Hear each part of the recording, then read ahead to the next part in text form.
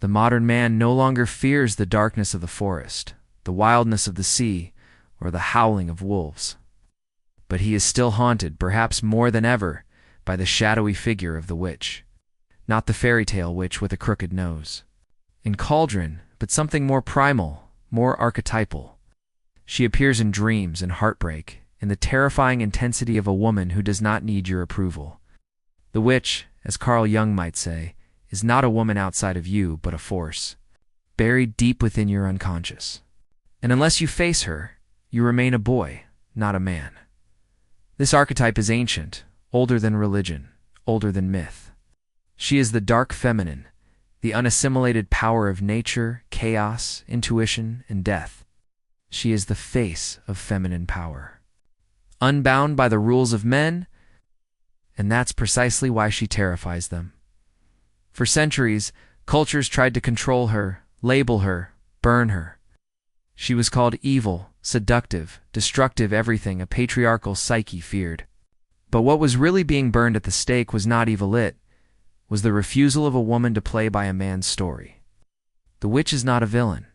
She is a threshold. She does not destroy you, she destroys your illusions. To Jung, the witch isn't merely symbolic. She is the guardian of transformation. She forces the male psyche to mature, to stop projecting innocence, idealization, and control onto the feminine. She refuses to be your savior, your muse, or your mother. She makes you confront your own shadow, your repressed desires, your weakness. And she does it not with cruelty, but with truth. The witch appears at the moment your soul is ready to evolve, but your ego resists. She might show up in your life as a breakup you didn't expect, a woman you can't control, or a terrifying dream that won't go away.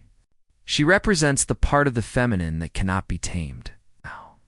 And it's that very wildness that breaks the spell of male innocence, the belief that love should be safe, that women should be predictable, that the masculine can remain in control. The death of male innocence is not the death of goodness. It's the death of delusion. It's when a man stops looking for a mother in every woman. It's when he sees that power and nurturance can live in the same body. That mystery doesn't need to be solved, only respected. That love isn't about merging, but about meeting as equals. Many men are still unconsciously terrified of this.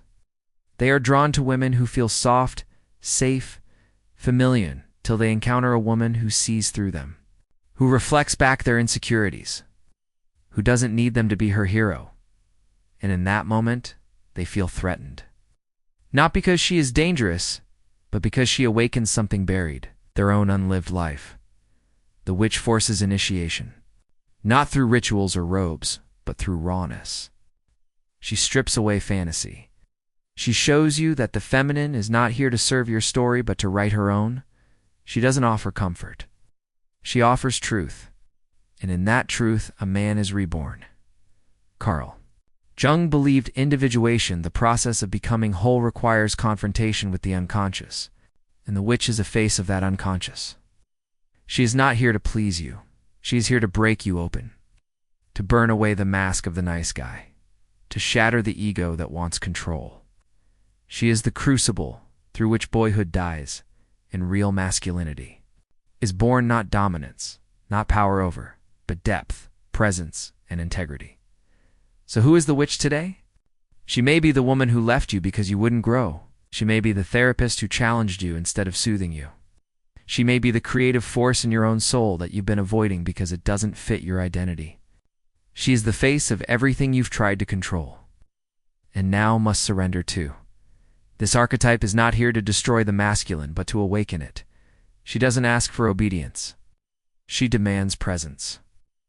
She wants your full aliveness. When you finally stop resisting her, when you let go of the need to conquer and begin the work of integration, then only then can you say you've met the witch and lived to tell the tale. So many men today are stuck. It's not because they are weak, but because they've never crossed the threshold. They've never let the witch initiate them. They avoid the women who challenge them and chase the ones who flatter them.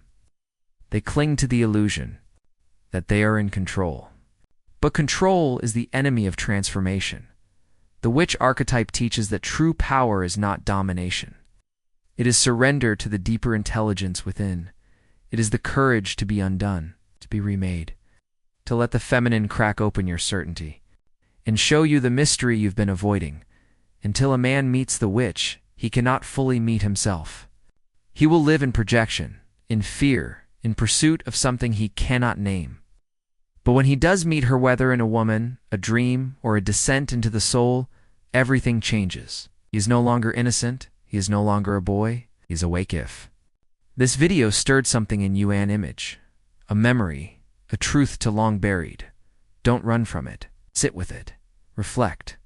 And then, if you're ready, step across the threshold. Like this video. Subscribe to Carl Jung Female Power and tell us in the comments, have you met the witch, or are you still running from her?